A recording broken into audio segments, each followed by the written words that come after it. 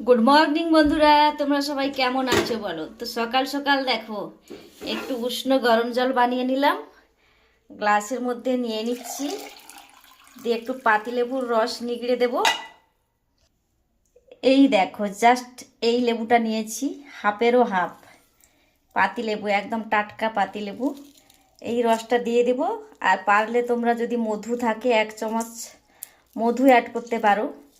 দিয়ে এই জলটা সকালবেলা খালি পেটে খেলে না দুর্দান্ত উপকার পাবে। তো দেখো গরম জল নিয়ে বসে গেছি। শীতকালে আমার ত্বকের অবস্থা দেখো, পুরো 12টা বেজে গেছে। একদম শুষ্ক ত্বক, শুষ্ক রুক্ষ ত্বক আমার। অন্য মানুষদের দেখি কি চকচক করছে, আমার তো সেই রকম ভাগ্যে নেই। তা একটু লেবুর জল টল খেয়ে, একটু মধু টধু খেয়ে যদি একটু চকচকে হয়, কোনোদিন হবে না বন্ধুরা। যাকে যেমন ভগবান সৃষ্টি করেছে তেমনই হবে। আমার ত্বকটা এইরকম সব সময় ফোসকা ফোসকা পড়ে যায়, দেখছো কুচকে গেছে চামড়া, এই যেন বয়স হয়ে গেছে অনেক। তো তোমরা সবাই ভালো থেকো, সুস্থ থেকো, টাটা।